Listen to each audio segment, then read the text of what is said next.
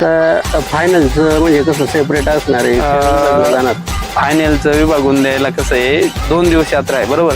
मग आम्ही काय करतोय, एका दिवशी एक गाडा आणि दुसऱ्या दिवशीचा एक गाडा, असे 2 गाडे एकत्र करून 2 गाड्यांना इनाम देतो. पण समजा आता 2 दिवस यात्रा आहे बरोबर, मग काय होते समजा बाबा थोडे जर पॉईंट होऊन जर गाडा मालक बाहेर जात असेल तर मग आम्ही काय करतोय, टच पॉईंट म्हणून 2-2 जणांना इनाम देतो इथं.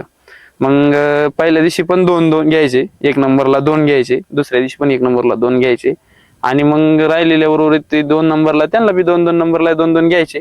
प्रत्येक दिवशी 2-2 एका नंबरला घ्यायचे आणि असे 2 दिवस मिळून हे टच पॉईंट करून त्यांना इनाम वाटप करायचा. इनामाचं स्वरूप कसं असणार आहे? इनामाचं स्वरूप आपलं पैशाच्या स्वरूपात आहे. इनाम काय जास्त नाही, आपलं गाव छोटस आहे नाही का. पहिल्याला किती, दुसऱ्याला किती? पहिल्याला आपल्या इथे 51,000 रुपये, दुसऱ्याला 41 आहे, तिसऱ्याला 31 आहे, चौथ्याला 21 आहे, असा इनाम आहे आपला. आणि फायनलला पहिल्याला 15 आहे, दुसऱ्याला 10 आहे आणि तिसऱ्याला 7 आहे. 3च नंबर आहे फायनलचे आपल्याकडे. आणि ट्रॉफी बिपी जे घाटाच्या राजाला ट्रॉफी सेपरेट दिवसभर. रामकृष्ण अरे माल. प्रथम तुमचं नाव सांगा. माझं नाव संजय सतीश सावंत. कशी असणार रूपरेषा घाटाची? घाटाची रूपरेषा जाकमाता देवी यात्रा उत्सव 2026. इथं 3 वर्ष झाले ह्याच घाटावर आम्ही स्पर्धा भरतोय. घाटाची रूपरेषा, घाट हा 400 फुटाचा आहे आणि घाटाला 50 फुटावर कांड ठेवतो आम्ही. आणि 2 दिवस यात्रा चालते आमची. 300-350 गाडी होतात. आज टोकन 4/1/2026 आज टोकन इथं पाळू या ठिकाणी चालू आहे काढण्याचं काम.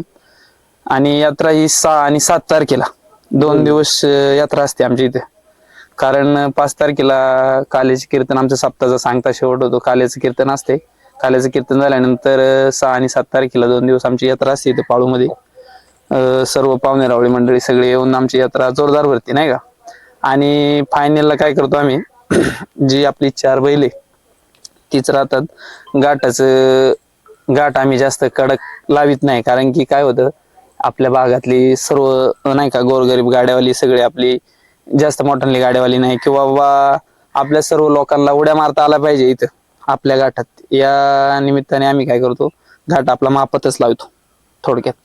आणि काय होतंय, आम्ही गाड्या मास्टर बाहेरचं बोलवत नाही, आम्ही निशाणवाला बाहेरचं बोलवत नाही. आमच्या गावातली सर्व मंडळी येऊन घाट जोरदार भरवतात नाही का. कारण की होतंय काय, बाहेरचा गाड्यावाला बोलवला आणि बाहेरचा निशाणवाला बोलवला म्हणजे घाट त्यांना 410 415 असाच घाट काटा पाहिजे, सगळ्या गोष्टी काटा पाहिजे. आपला घाटाची धावपट्टी चांगली, परंतु काय होतं, आपली यात्रा ही गावची, हे सर्व गाव एकत्र येऊन यात्रा भरवते. ही कोणी एकट्याने किंवा अशी ही यात्रा भरवत नाही आम्ही. गावची यात्रा असल्यामुळे सर्वजण गावचीच सगळे असतात इथे. रॅकला टोकन पद्धतीनेच गाडी पळवतो आम्ही. गावचा जरी गाडा असला तरी तो रॅकनीच येतो, नाही रॅकनीच गाडी पळवतो आम्ही सर्वजण. अशी आमच्या गावची रूपरेषा यात्रेची आहे. आता मला सांगा की पाहुणे रावळे येणार गाडी घेऊन, तर त्या गाड्यांसाठी आणि बैलांसाठी काही असं हे केलेले का, मंडप वगैरे बांधले? नाही, मंडप आता हे काय आलंय, आपली यात्रा जास्त उन्हाळ्यात नाही, कडक उन्हाळा अजून चालू झालेला नाही. आपली यात्रा ही आता पौष महिना, म्हणजे ह्या टायमिंगला काय उन्हाचं वातावरण जास्त नसतंच. त्याच्यामुळे आमच्या बैलांसाठी काय नाही, फक्त धक्के बिक्के बनवले गाड्यांसाठी उतरायला व्यवस्थित, सर्व रस्ता आहे, इकडे रस्ता आहे, त्या बाजूने यायला गावातून रस्ता आहे व्यवस्थित, काही त्रास नाही नाही का. गाड्या बिड्यांना काही प्रॉब्लेम नाही. बैल कुठं उतरवली तरी गाव भरपूर मोठा आहे, तिकडे जागा आहे भरपूर उतरायला बैलांना, मैदान आहे इथं वरती सपाट, सगळ्या गोष्टी व्यवस्थित आहे. त्यामुळे काय मंडप बिंडपची इकडे काय आपल्याला गरज भासत नाही एवढी.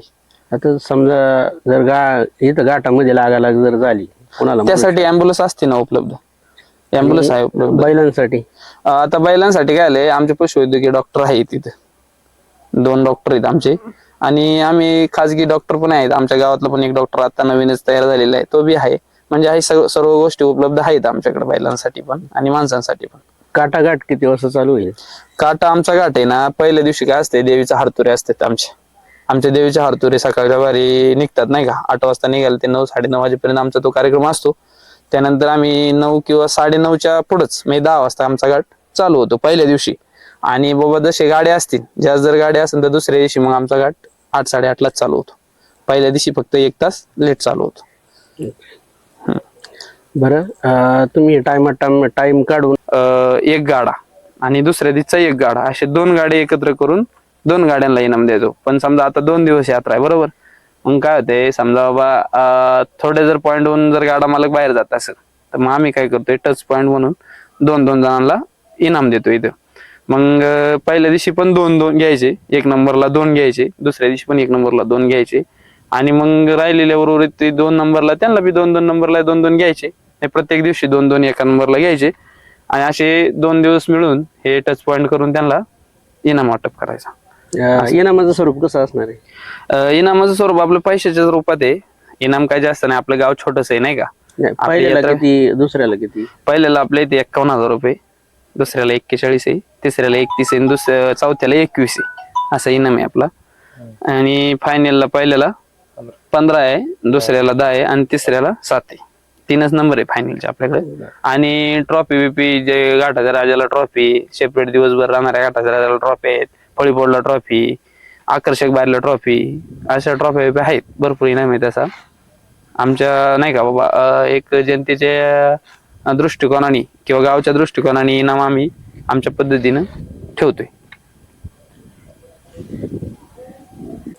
बरं, तुम्ही टाइम काढून आज तुमचे टोकन होते, तरी पण तुम्ही आम्हाला मुलाखतीला 10 मिनिटं जरी दिले तरी त्याच्याबद्दल खूप खूप धन्यवाद.